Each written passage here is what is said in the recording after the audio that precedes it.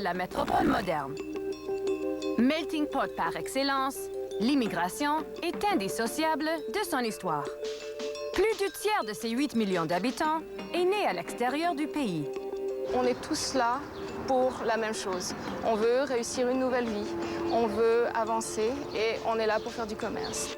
Bien qu'aujourd'hui la cohabitation entre ces différentes communautés culturelles soit plutôt harmonieuse, le coût de l'immobilier est devenu un obstacle majeur à la vie familiale.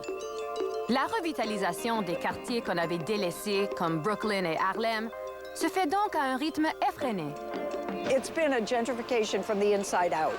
People who live here, who know what's missing, and who took it on themselves to provide it. Mais New York a ses qualités. Elle est le berceau d'un mouvement perpétuel, d'une énergie qui exprime le désir d'un renouveau constant. Je pense que si New York bouge autant, c'est aussi parce que c'est une ville extrêmement compétitive. Les transformations récentes de la grande ville en ont fait un endroit étonnamment sécuritaire et extrêmement vert. Est-ce que New York serait devenu sage?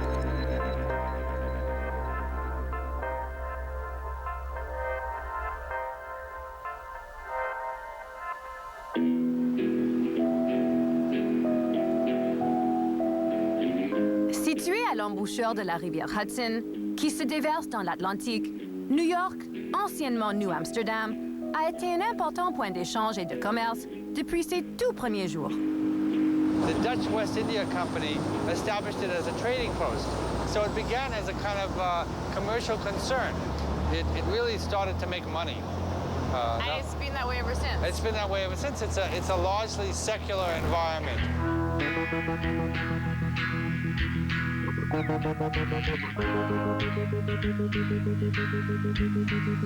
were the first settlers of New York?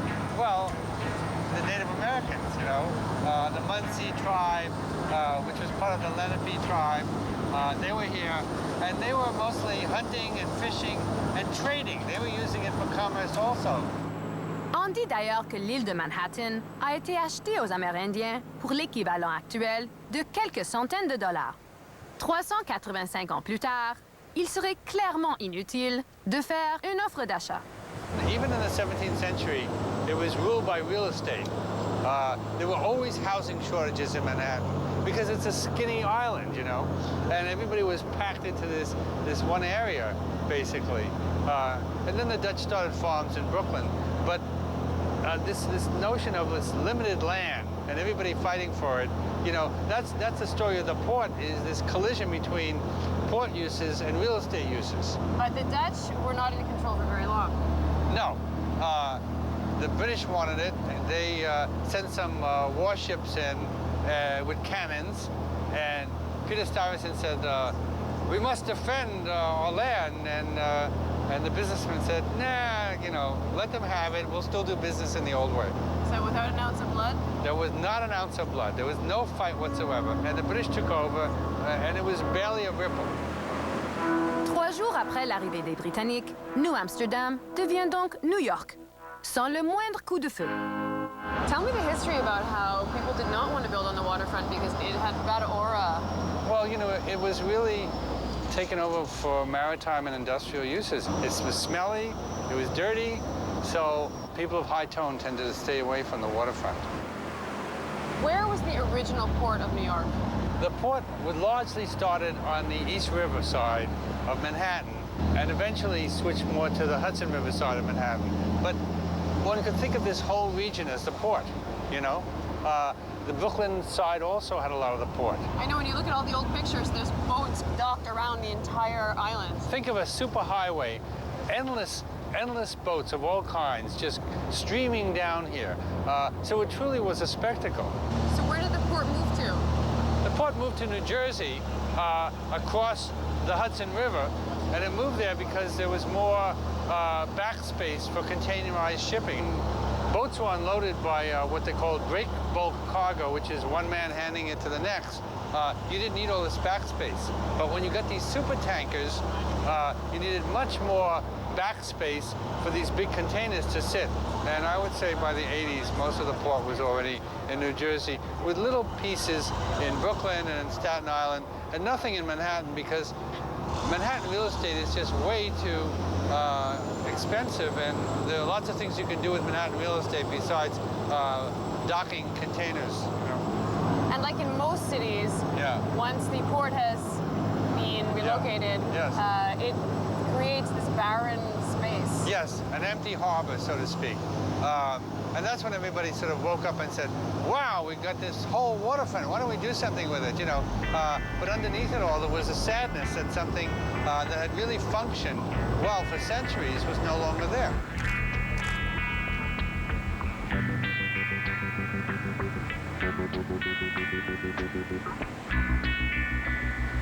And when you're walking down Broadway or Fifth Avenue, a lot of times you're not conscious that you're actually on an island, you know? It's a very introverted mindset, so you don't think, oh my gosh, we're on the water. But one of the things you'll notice, which is very odd about New York, is that it's very hard to actually get to the water proper. That is, it's very hard to stick your hand in the water. So here you have a promenade, but it's like, look, but don't touch.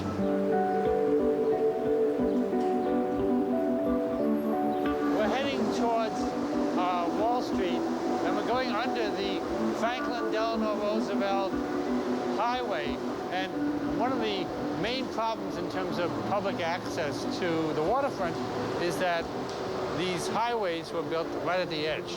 However it was done, there was going to be a problem, because if it was done through the island, that would destroy a lot of neighborhoods. So they put them on the edge. There's a lot you could do under here, you know, but they haven't figured it out yet, or they don't want to do it. And so they put in these little dinky benches and these little dinky bushes. The thinking has been, you know, we should make everything into a park. And there's been a reluctance to bring commercial activity to the edge. But New York is all about commercial activity. It shouldn't be afraid of commercial activity.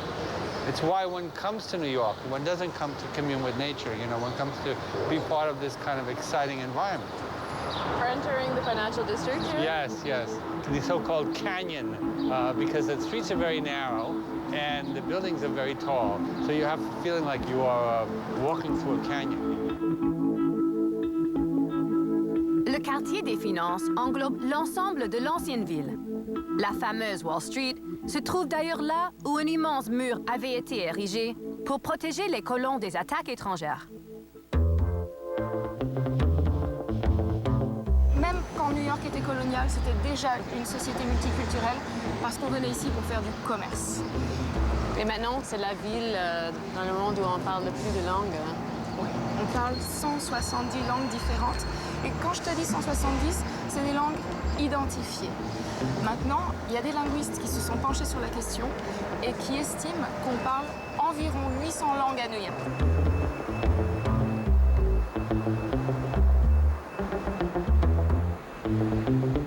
Alors, il y a des endroits ici à New York où les gens parlent que leur langue d'origine. Absolument, absolument, et qui ont du mal à s'exprimer en anglais. On estime qu'il y a seulement la moitié de la population de New York qui parle anglais à la maison. Seulement. Il y a 36% de la population qui est née ailleurs et qui parle un autre langage à la maison. Beaucoup de gens sont bilingues, mais pour aider les gens qui ne parlent pas du tout l'anglais, la ville a mis en place des systèmes vraiment assez extraordinaires. Si tu veux, pour le service 311, le système d'information de la ville, il est disponible en 170 langues au téléphone. Et si tu regardes le site internet, c'est 50 langues. En fait, il y a plus de 100 agences municipales qui sont, par la loi, obligées maintenant de publier tout ce qu'elles publient et d'aider les gens quand ils viennent sur place en 7 langues. Donc tu as l'anglais, ensuite il y a l'espagnol, bien sûr, le chinois, le coréen, le russe, le français créole et l'italien. Est-ce que tout le monde cohabite bien à New York? En général, oui, parce qu'on est tous là pour la même chose. On veut réussir une nouvelle vie, on veut avancer et on est là pour faire du commerce. Depuis le début, il y a eu des difficultés, il y a du racisme, il y a des cohabitations difficiles entre les différents groupes. Aujourd'hui, ça fonctionne peut-être mieux ou plus aisément parce qu'il n'y a aucun modèle dominant. Tu as vraiment des gens du monde entier et même, par exemple, tu vois, le groupe qui est le plus important, qui sera le groupe hispanique, c'est plein de gens très différents, qui viennent des Caraïbes, qui viennent d'Amérique centrale, qui viennent d'Amérique du Sud. Donc en fait, chacun a sa spécificité. Et franchement, sincèrement, à vivre à New York, moi je trouve que ça se passe bien. Brighton Beach, que l'on surnomme Little Odessa en référence à la ville ukrainienne, est sans doute l'expression ultime de cette réalité. On estime que 90% de sa population parle uniquement le russe à la maison. Ici, c'est une enclave qui ne ressemble ni à la Russie, ni aux États-Unis. T'es à Brighton Beach, à Little Odessa. C'est une réalité qui est à part, parce que les gens ont la nostalgie du pays d'avant, et on n'est pas vraiment en Russie, parce que la Russie a changé. Donc t'es pas en Russie, t'es pas en Ukraine, t'es à New York. Et on est vraiment dans un quartier juif important. Il y a environ 75 000 personnes ici, peut-être de gens juifs 65 000, tu vois. Donc c'est vraiment un quartier russe où on va déjà te parler en russe quand tu rentres dans la boutique. On verra. Déjà, voilà. Ça, c'est un gâteau très connu, russe, qui s'appelle Napoléon. Там тоже нет орехов, да? Нет. Хорошо. Да, пожалуйста. Как пишется ваше имя? Я не поняла. Пару? J'ai demandé comment on peut travailler ici si on ne parle pas anglais, parce qu'il parle seulement le russe et il a dit c'est Brighton Beach. Ça te rappelle la Russie? Est-ce que c'est vraiment bon comme là-bas? Oui. C'est ce qu'on dit, tu vois. Oui. Oui, c'est ça. C'est la même chose. Oui. Exactement. Et quand je vais à Chinatown manger des raviolis à la vapeur, ou quand je vais Spanish Harlem manger des tacos, c'est vraiment comme dans le pays. Alors on peut voyager à travers le monde sans jamais quitter New York. C'est ça. Tu prends le métro et tu vas en Chine, tu vas en Russie, tu vas au Mexique, tu vas dans les Caraïbes, tu vas partout dans le monde, tu manges des choses authentiques, tu rencontres des gens vraiment différents. Tu peux absolument faire le tour du monde ici. Comme son nom l'indique, Brighton Beach, c'est aussi une plage. Et cette plage nous fait rapidement oublier qu'on est bel et bien à New York. Quelle est la population de New York aujourd'hui? Aujourd'hui, on est officiellement à 8 175 000, mais on sait que la population est plus importante parce qu'il y a plein de gens qui ne se sont pas déclarés, si tu veux. On dit qu'on est environ 8 millions 3. On est nombreux dans un tout petit espace et c'est sûrement ce qui est à la fois assez extraordinaire de vivre aussi bien ensemble dans aussi peu de place et aussi peut-être la raison pour laquelle ça se passe bien parce qu'on n'a peut-être pas le choix finalement.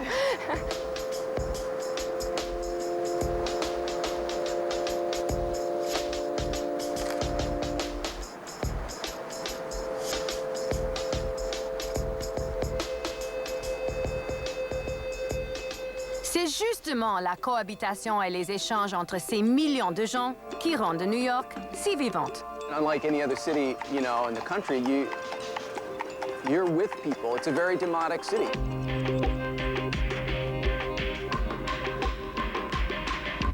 À télé-réalité, une enquête percutante sur les ravages des crimes d'honneur. Il m'a dit, tout ce que tu comprends, ce sont les coups de pied.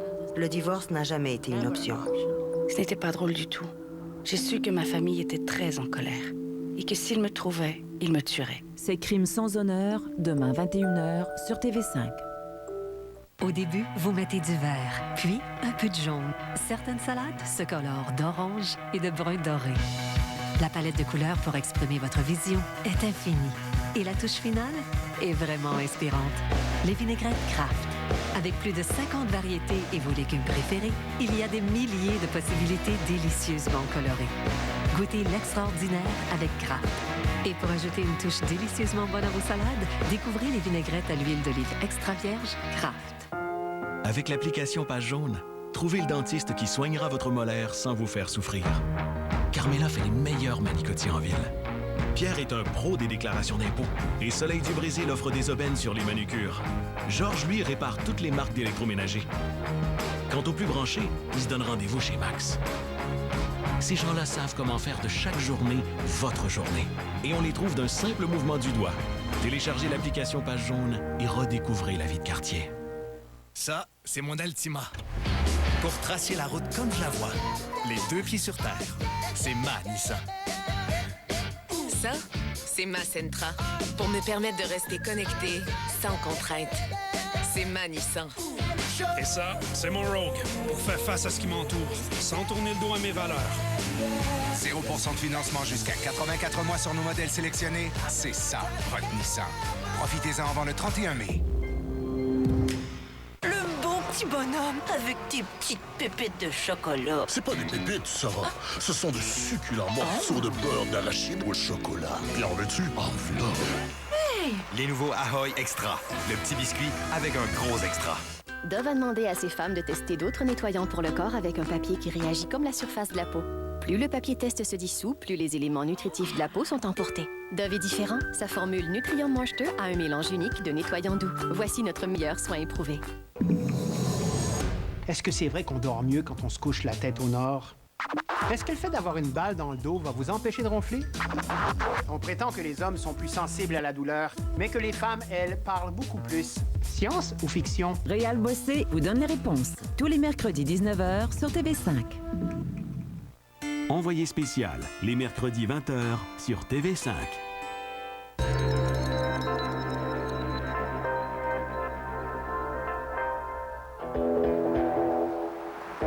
New York est certes la capitale de la multi-ethnicité en Amérique, mais elle est également l'épicentre de l'excellence.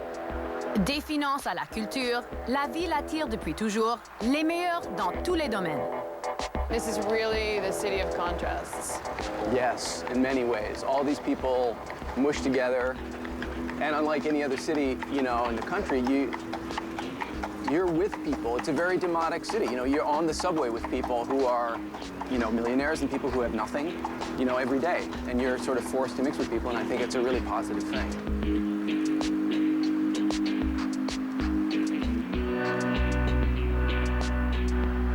How can New Yorkers be so completely democratic on the federal level, but repeatedly elect Republican mayors?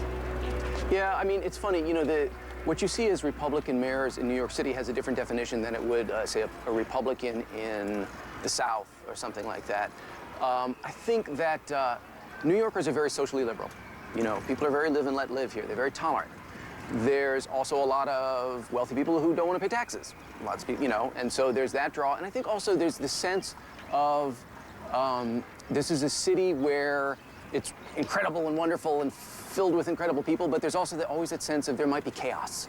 You don't want chaos to break out, and I think that the Republican mayors have often, especially Giuliani when he came in with this kind of law and order rhetoric.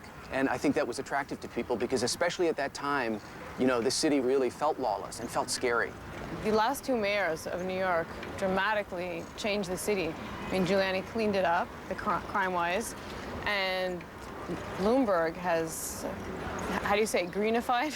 Yeah, it has beautified the city, has made it more of a livable, walkable, bike-rideable city. All of the things that make this city suddenly not just dominated by cars and taxi cabs and buses and make it more livable and walkable and bikeable, for me, have been great. You know, I used to be terrified to bike in the city. We tend to forget in a city of 8 million people, you know, when we think about Wall Street, men in suits, women in suits, that there is a family life here. Yeah, men in suits, hipsters, artists, everything like that. And then people like me who have families. You're married, you have kids, you lead lives that are, I think, for many people, you know, they would say, oh, that's not that much different from my life, you know, if they're living in the middle of America. And you can do that in New York City. I mean, people don't believe it. It's different. You may not have a yard, but, you know, this city for children is incredible in many ways. The stuff for kids to learn and to see and experience. You know, when I think about that, what my daughter gets to see is incredible museums. The best artists, the best performers, you know, the best of culture comes here. And I really like that. New York is the #1 city where Americans want to live. Which is fantastic, and you know, it makes me feel better about the rest of the country. That we have an inflated sense of our own importance, and we think that everything that we do is fantastic, and this is the most fascinating place in the world. But well, it is kind of the most fascinating place in the world, you know?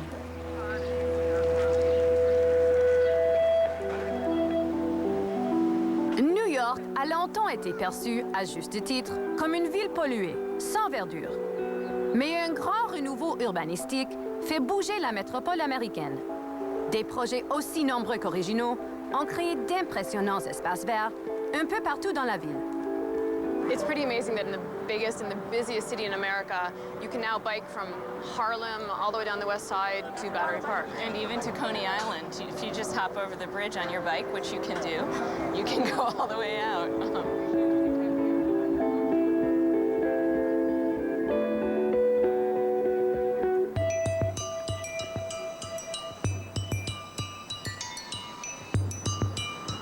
It's been controversial. People don't like change and they don't want to be told where to drive and where they can't drive.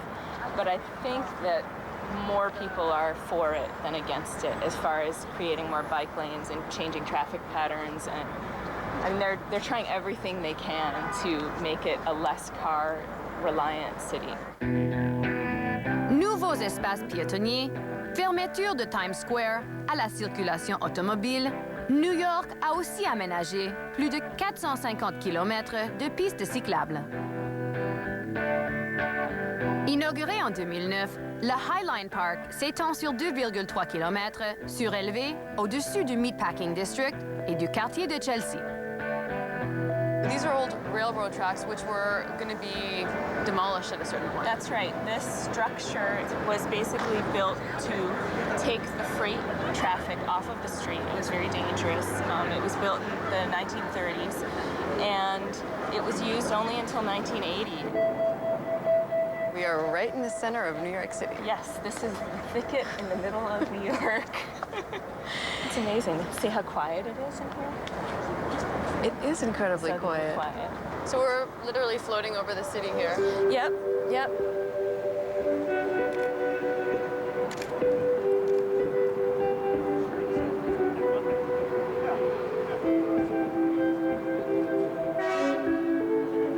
So while this was abandoned, it was like a secret place for a while. People didn't even really notice it exists. You couldn't come up here. I mean, if you're down on the street, you could see this thing, but I think, honestly, it just kind of disappeared into the city landscape and the buildings. It was just this black thing, and some people would say, what is that? And some people who were more adventurous would find the stairs that were fenced off or climb out the windows of buildings that were adjacent to it.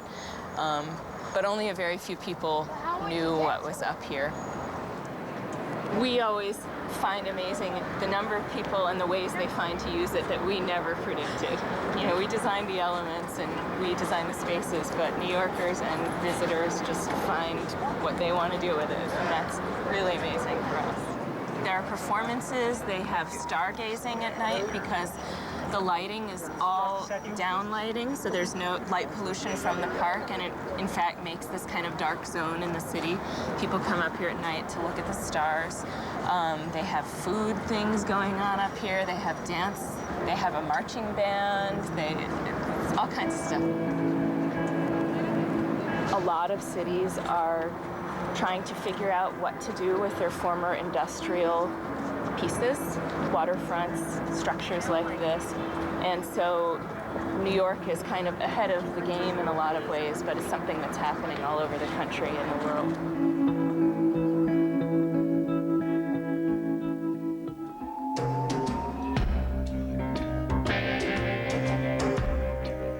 À bien des niveaux, New York a toujours été une ville à l'avant-garde.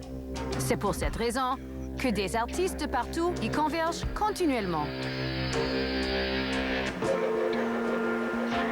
What's wild about New York is the people come here and then they are called to other parts of the country because you're in New York, people think you've made it. So you get this level of talent and this level of people who really are highly skilled in what they do.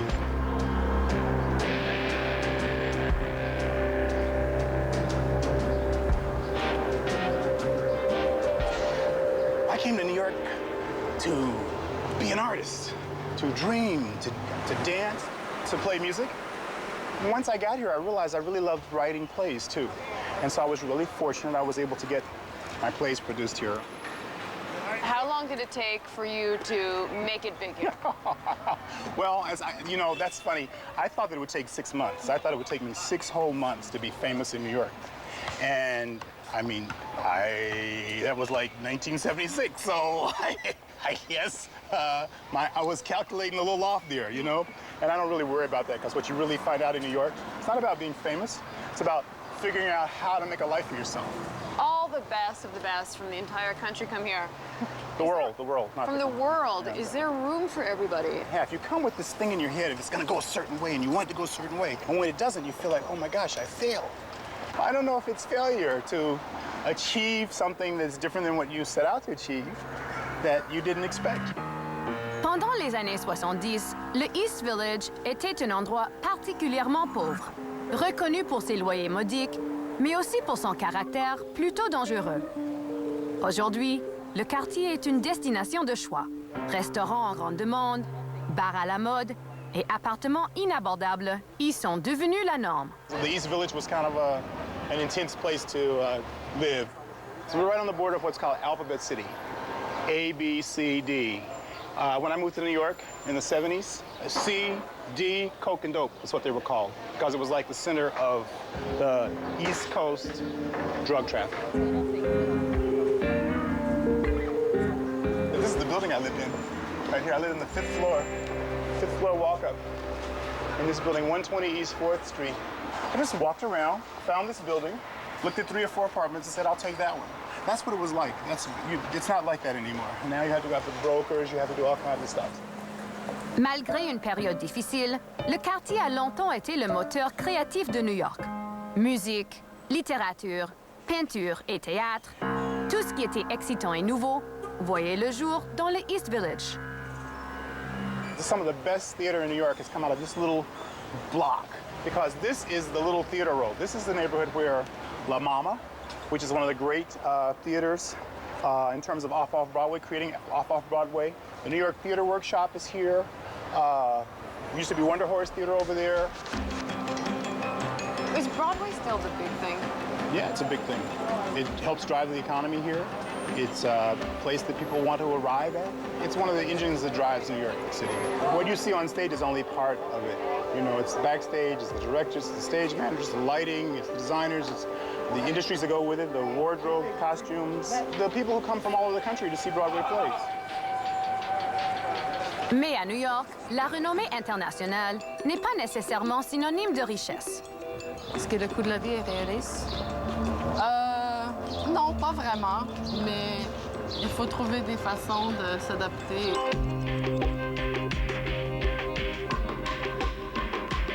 Elle est née en 1926 au temps du cinéma muet et aujourd'hui, elle surfe sur le web. Elle incarne véritablement notre époque et son rayonnement va bien au-delà du Royaume-Uni. Des archives royales inédites, des témoignages exceptionnels, secrets d'histoire dans l'intimité du règne d'Élisabeth II. Ce soir 20h sur TV5. Voici les vinaigrettes légumes-fruits de Kraft. Faites avec de vrais fruits et légumes transformés en vinaigrettes fraîches et savoureuses. Profitez de bonnes choses savoureuses sans arôme ni colorant artificiel. Kraft. Goûtez l'extraordinaire. Sérieux? Un BlackBerry Q10, c'est vraiment plus rapide avec la LTE de Rogers? Ben, c'est comme comparer ça et ça. Mais là, lui, il est plus rapide. Qu'un bon BlackBerry Q10, le seul conçu pour la vitesse du réseau LTE Max de Rogers. En plus, il y a des flammes. Dire qu'il y en a au Québec qui offre même pas la LTE. Procurez-vous le seul BlackBerry Q10 conçu pour la LTE Max de Rogers, le réseau LTE Max le plus rapide et le plus vaste au pays. J'adore mes cheveux quand ils sont fraîchement colorés. Mais pourquoi ça dure pas? Le nouveau Dove pour cheveux teints a une formule à double action qui nourrit et protège les cheveux colorés. Car les cheveux bien nourris peuvent garder la couleur éclatante jusqu'à 8 semaines. Dove Protection Couleur. Gardez l'éclat de la couleur et la sensation. Un comprimé ou 1 millier de nouveaux cristaux efferdants Power Clean Crystals, c'est scientifiquement prouvé. Ils détruisent 10 fois plus de bactéries causant les odeurs que les comprimés les plus populaires. Essayez les cristaux efferdants Power Clean Crystals pour des prothèses dentaires étincelantes. Depuis la nuit des temps, on lui attribue vertus et bienfaits. Le thé, on le célèbre, le partage et surtout, on le déguste. Bu au rythme de 15 000 tasses à la seconde, c'est l'une des boissons les plus populaires du monde. Cet été, partez sur les routes du thé, une exposition infusée par Pointe-à-Calière.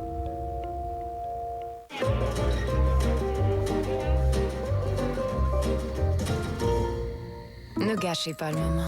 Les pâtes Barilla cuisent comme il se doit, chaque fois. Toujours al dente pour une soirée parfaite. Barilla, le choix de l'Italie. Pour ou contre la chirurgie esthétique? Quand c'est raté, c'est tellement raté, puis il n'y a pas de revenus-y. Regardez Miroir avec notre invitée Mireille Desglin. Mercredi 19h30 sur TV5. Miroir est une émission interactive.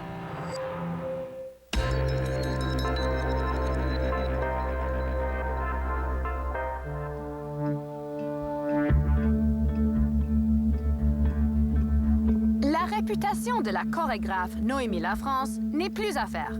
Récipiendaire de nombreux prix pour son travail, notamment avec la chanteuse Feist, elle vit pourtant les réalités complexes d'une carrière à New York.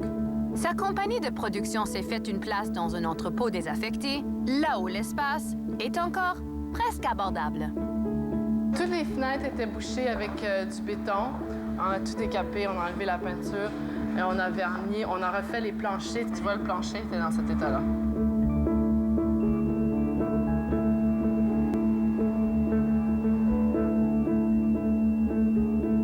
Ça, c'est l'entrepôt au complet.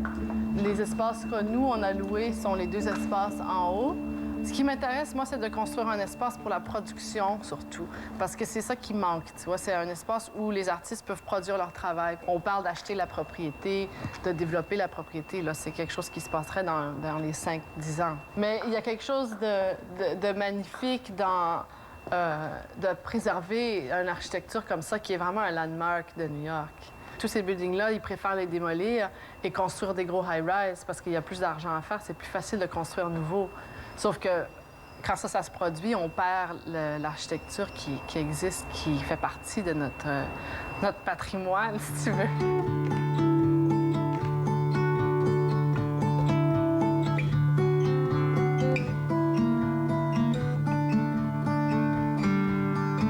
Je pense que si New York bouge autant, c'est aussi parce que c'est une ville extrêmement compétitive. Il y a toutes sortes de monde qui font toutes sortes de choses et comment tu fais pour te démarquer des autres et comment tu fais pour continuer d'être dans l'œil du public, etc., etc. Je pense qu'il y a certainement une espérance que tu vas venir à New York et puis tu vas te faire découvrir. Mais je pense que c'est un peu le contraire, en fait. Il faut que tu viennes à New York et que tu te découvres toi-même parce que c'est beaucoup de travail. Et la plupart des artistes travaillent, tu vois, 2 ou 3 jobs en plus de faire leur travail. Et chacun trouve sa niche dans ce milieu. Il y a beaucoup d'acteurs qui travaillent dans des restaurants, etc.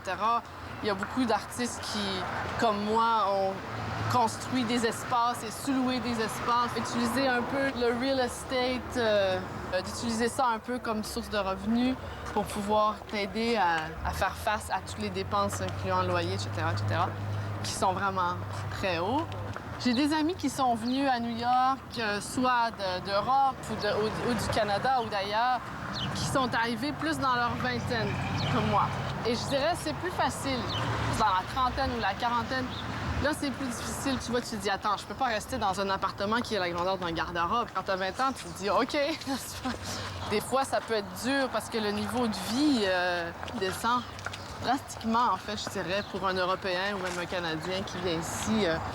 Est-ce que le coût de la vie est réaliste? Non, pas vraiment, mais il faut trouver des façons de s'adapter. Et tu peux toujours t'organiser quand c'est juste toi. Quand tu as une famille, là, ça devient plus compliqué parce que tu as besoin de certaines choses. Donc, le bébé, quand il a 2 ans et que tu veux l'amener à une garderie, il faut que tu sois prêt à débourser plus de 12 000 par année. C'est énorme. Le coût de la vie est effectivement très élevé. Mais contrairement à ce qu'on pourrait penser, Plusieurs familles avec de jeunes enfants choisissent de rester à New York. Harlem, au nord du centre-ville, est en train de se redéfinir, de devenir à nouveau un quartier où il fait bon vivre. C'est plein de familles, plein d'enfants. C'est très agréable, hein? C'est vert, il y a des oiseaux. Maintenant, c'est plein de parcs.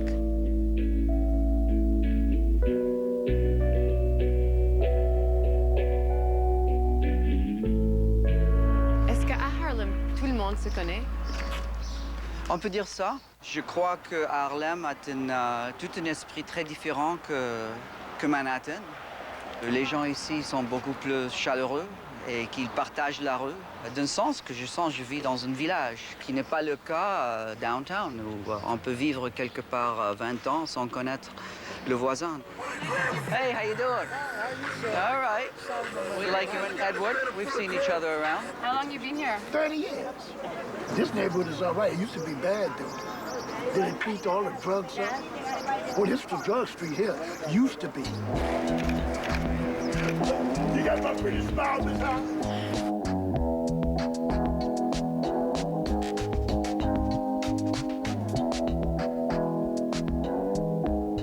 À une certaine époque, Harlem était l'épicentre de la culture musicale à New York, même dans tout le pays.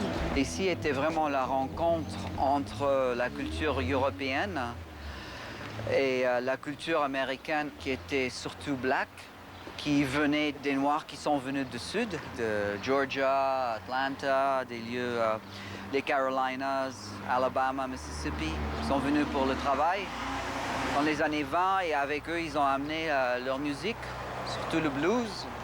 Et après ici, c'était le jazz qui a vraiment pris en marche. Après les années 20, après le crash, tous ces immeubles se vidaient. Alors, il fallait trouver des locataires.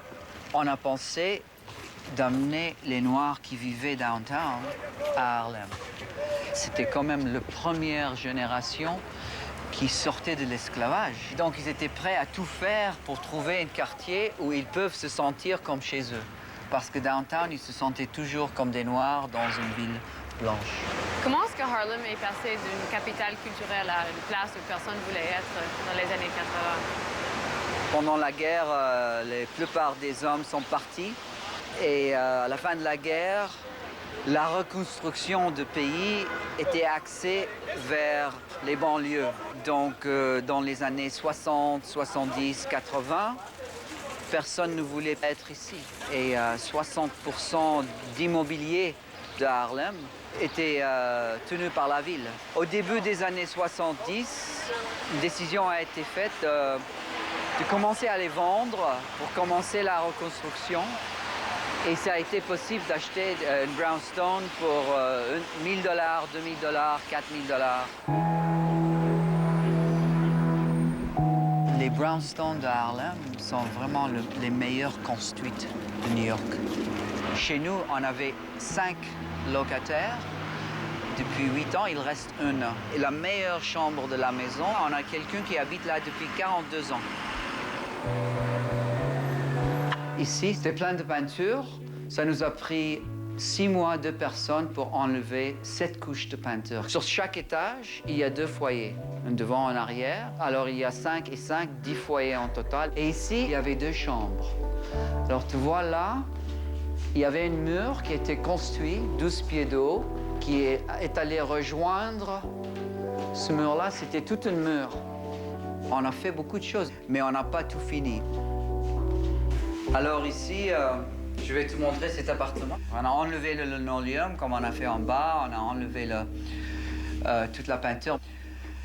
Ici, c'était la toilette et donc une cuisine. Ici, en haut, vivait l'aide, où les gens qui amenaient de chez eux en Europe, ou en Angleterre ou quelque part. Au-dessous, vivaient les enfants et après la famille. Mais il y avait une logique. Je me dis que je ne fais pas ça que pour moi. Ces maisons, c'est des œuvres. Hein? C'est un héritage vivant et tout ce qu'on fait, les gens comme moi, c'est de restaurer quelque chose qui avait déjà son gloire, quelque part. Je pense pour Harlem, le défi et comment garder cette culture de la rue qui est tellement importante pour New York et pour la culture globale finalement, parce que c'est de la rue qu'on a beaucoup d'inspiration. Comment continuer à améliorer la situation économique, rénover les bâtiments et tout ça sans perdre cette culture. C'est ça qui est le grand défi. La 125e rue, est-ce que c'est un nouveau départ pour Harlem? Oui, c'est comme la rue principale d'un village.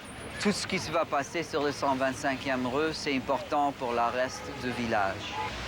Alors maintenant, de construire ces bâtiments qui vont faire 30-40 étages, on parle des centaines de millions de dollars. Donc les enjeux sont vraiment énormes. Les possibilités sont peut-être énormes aussi, mais la question, est-ce que c'est vraiment des gens de Harlem qui peuvent travailler dans ces bâtiments? La revitalisation se fait aussi à l'extérieur de l'île de Manhattan. Brooklyn attire aujourd'hui de nombreuses familles en quête d'un milieu de vie plaisant et abordable. I'm more one of the people who celebrate gentrification when it doesn't tip a neighborhood.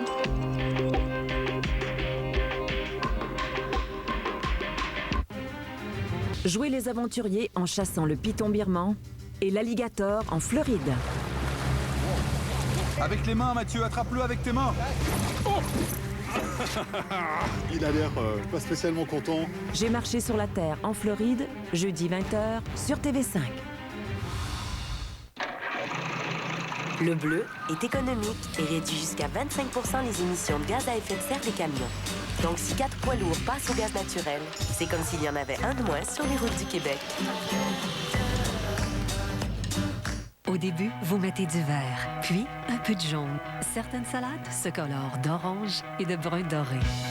La palette de couleurs pour exprimer votre vision est infinie. Et la touche finale est vraiment inspirante. Les vinaigrettes Kraft. Avec plus de 50 variétés et vos légumes préférés, il y a des milliers de possibilités délicieusement colorées. Goûtez l'extraordinaire avec Kraft. Et pour ajouter une touche délicieusement bonne à vos salades, découvrez les vinaigrettes à l'huile d'olive extra vierge Kraft. Depuis la nuit des temps, on lui attribue vertus et bienfaits. Le thé, on le célèbre, le partage et surtout, on le déguste. Bu au rythme de 15 000 tasses à la seconde, c'est l'une des boissons les plus populaires du monde. Cet été, partez sur les routes du thé, une exposition infusée par Pointe-à-Calière. Debiara, because school don't shrink, and yeah, no my bread. You can't bicycle don't shrink be a good debiara. And so nearly don't shrink a handsome, and not a dununo. Say, Misuku na benda a dununo. Aidez-nous à transformer des produits Cadbury en vélo pour des étudiants en Afrique à usineavélo.ca. L'homme est muni d'un revêtement d'avant-garde. Faites-en l'entretien avec le gel douche Dove Men Plus Care. Il protège la peau de l'homme de l'assèchement tout en la nettoyant. Attention, sans une protection adéquate, des dommages surviendront. Gel douche Dove Men Plus Care, équipé pour prendre soin de votre peau. Le bleu permet aux usines d'ici d'économiser jusqu'à 60%. Un plan parfait pour le développement du Québec. Et non seulement l'économie respire mieux, mais la nature aussi. J'ai beaucoup rêvé d'elle. Pardon? J'ai beaucoup rêvé d'elle. Quoi? Je l'ai rêvé si fort que mes draps s'en souviennent. J'ai dormi dans son corps. Non, mais d'accord, je connais la chanson, mais quel rapport, monsieur Chen? Fais pas ci, fais pas ça. Demain 20h sur TV5.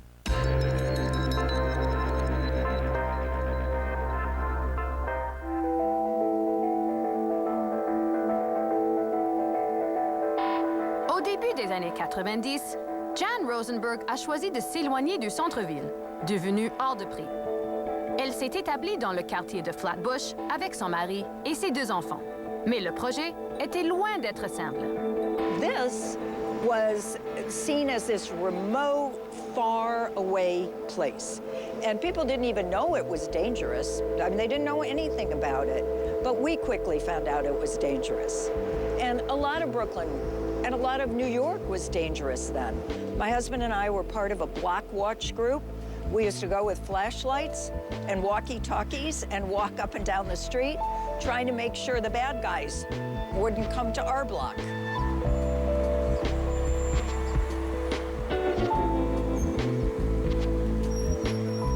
There was no place to eat here. There was no place to shop here. There was nothing on our commercial strip that was drawing local people here. Everyone who could shopped outside the neighborhood. But the more I looked into it, the more I wanted to make something happen. And I felt we could because it was such a small, sorry commercial strip. That was really my goal, was new life in our neighborhood. Professeure en sociologie, Jan est devenue agente immobilière afin d'attirer de nouveaux résidents et de nouveaux commerçants à Flatbush. What I would say has saved the city, in my experience, is the reduction in crime. That's what's made it possible for people to live here without feeling under siege, for people to walk at night, to take the subway home, to let their kids play outdoors.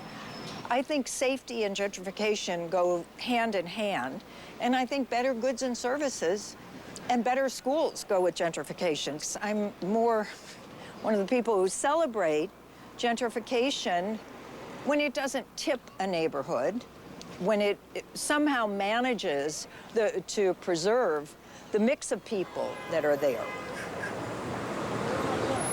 As Manhattan has become more and more expensive, many people, particularly many younger people, have moved to Brooklyn in search of more affordable housing. And younger people don't have the money to move to the Upper West Side, the Upper East Side, Soho. So now we're talking about super gentrification, where the ultra-wealthy are pushing out the relatively wealthy. Right. The ultra-wealthy have taken over lots of neighborhoods. When we talk about Manhattan, is that sustainable? Is it sustainable? It's sustainable if you're rich. Is it sustainable over the long haul? I'm sure it'll reinvent itself if it needs to. That's what cities do. What's amazing about many cities is people move to the suburbs so that they can be close to the center of the city. But in this case, people are moving out of Manhattan and they are not going back to Manhattan. They are forming their communities here in Brooklyn and other areas. That's true. Well, this neighborhood was built as a suburb in the city. But this has become more of a self-contained neighborhood and self-sustaining. Many of the new businesses, almost all of them, have been opened by people who live in the neighborhood. It's been a gentrification from the inside out. People who live here, who know what's missing, and who took it on themselves to provide it in one way or another. How far are we right now from Manhattan? 35 minutes from Union Square on the wonderful Q train. And very close driving if you go through the Brooklyn Battery Tunnel. It's a 10-minute ride to Lower Manhattan. One of the things that attracts people here is how much it seems not like New York.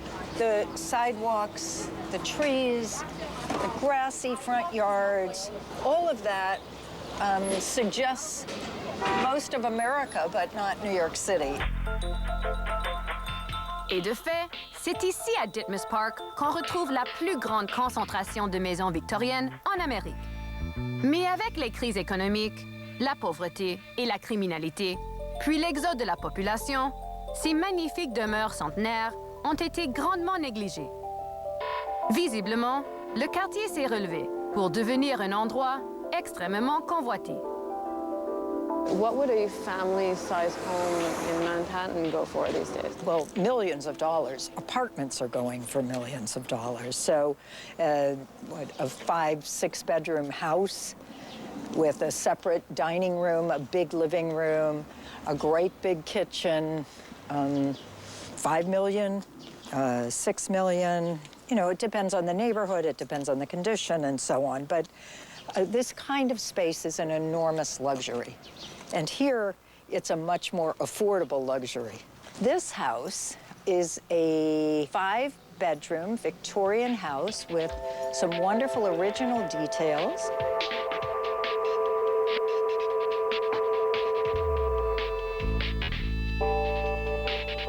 Now that this area has picked up again, what would a house like this go for? Well, this house just went, so that's an easy question to answer. It was listed at $1,275,000, and in less than 2 weeks had several offers, 2 very close to that, and 1 right there, all cash. So that's the price. What would this house have been worth 20 years ago, say? Maybe $300,000. It's increased by $1 million. Right. The house might have been the same. This house is not that renovated, but the neighborhood has improved so much that people really want to live here now. Malgré ses réticences à s'éloigner de la ville, Miro, artiste, professeur et père de famille, a récemment acheté la maison voisine. Il a construit son atelier dans le garage. One of the reasons for moving here was that I can have my studio near my house. Practically, I mean, correct me if I'm wrong, for the price of a 2-bedroom apartment 7 minutes away, you can get a Victorian with a piece of land. So there is a certain quality that you don't find in places that are already overdeveloped.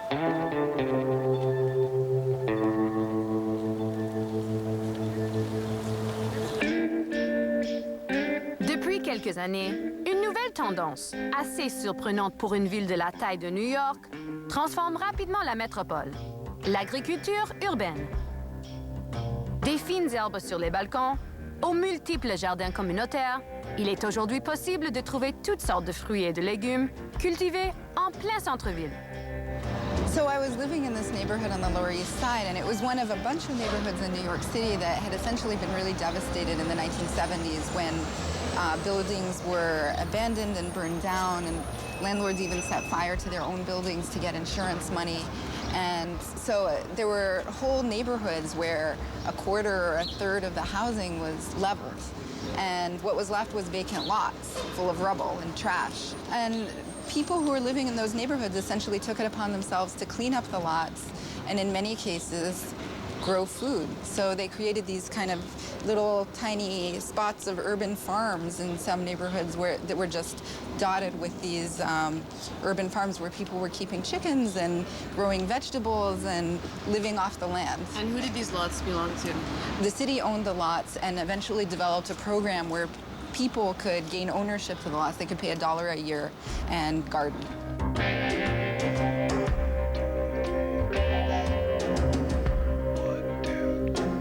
This is the biggest city in the United States, and people don't imagine it as full of growing things, but in fact it is. There are at least 500 beehives in rooftops and in community gardens and in backyards in New York City. There are hundreds of community gardens. People are growing things in their backyards and on their fire escapes and on their roofs. Do people still fish here? I heard when the first settlers arrived in the 1600s that there were oysters galore, and this was basically a very fertile land, farming paradise. It was incredibly fertile land. It's hard to imagine New York City that way now, but in the 1600s when the first Dutch settlers arrived, it was kind of this beautiful land that could have become a national park. The waterways are more diverse than almost any place in the country.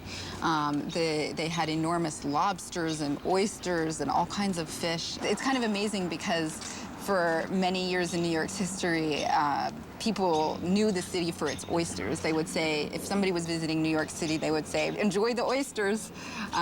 Those days are gone. Even if you go back to the early 1900s, people were growing things on the roofs. Roofs are a great resource because they're flat land that has great access to sun, which is in short supply in Manhattan. So people have always found ways to grow things there. The question in the future will be, are there actually enough roofs that can support that kind of major agriculture? Because if we can find ways to build buildings that can support that kind of weight, it could be a great resource.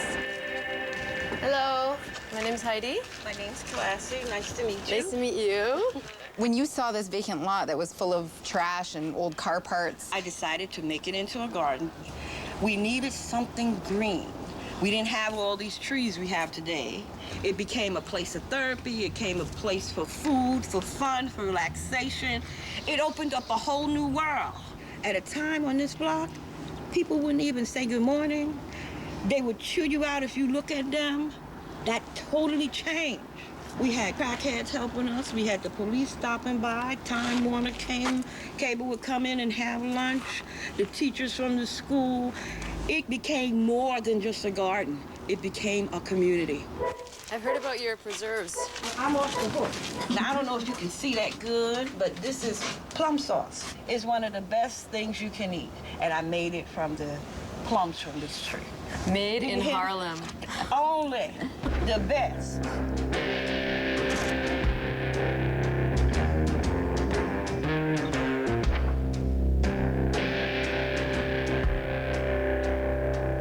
When I first moved to New York in the 1990s, I lived in a neighborhood that was largely Puerto Rican.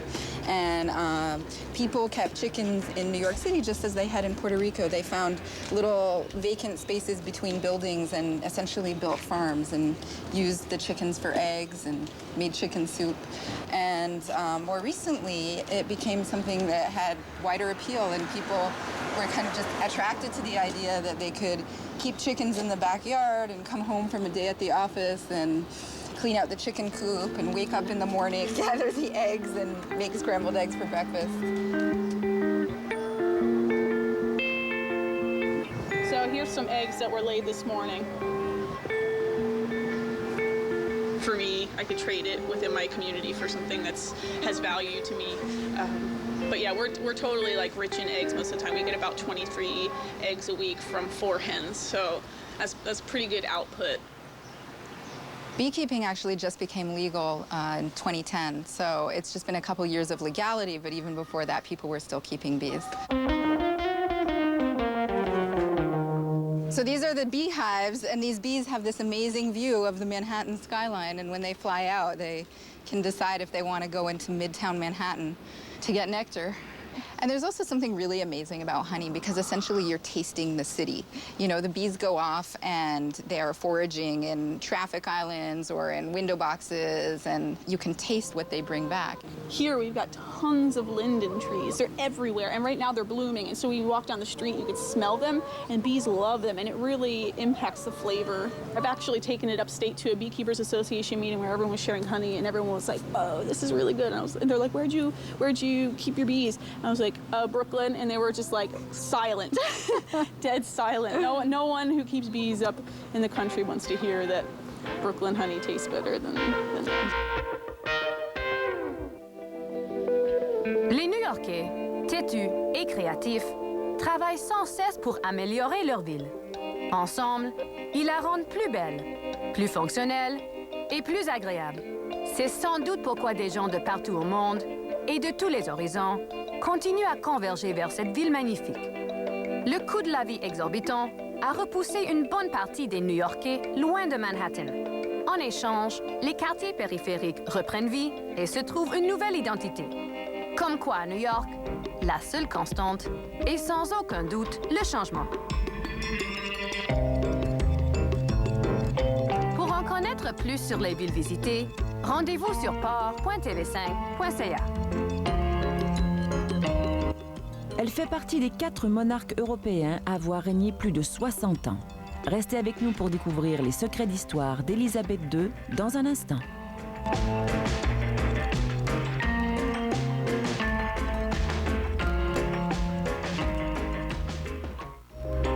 Avec Heidi Hollinger, prenez le pouls de la capitale de la Lettonie, une ville nordique méconnue. Les Soviétiques avaient prévu de faire de Riga la 2e ville de l'Union soviétique.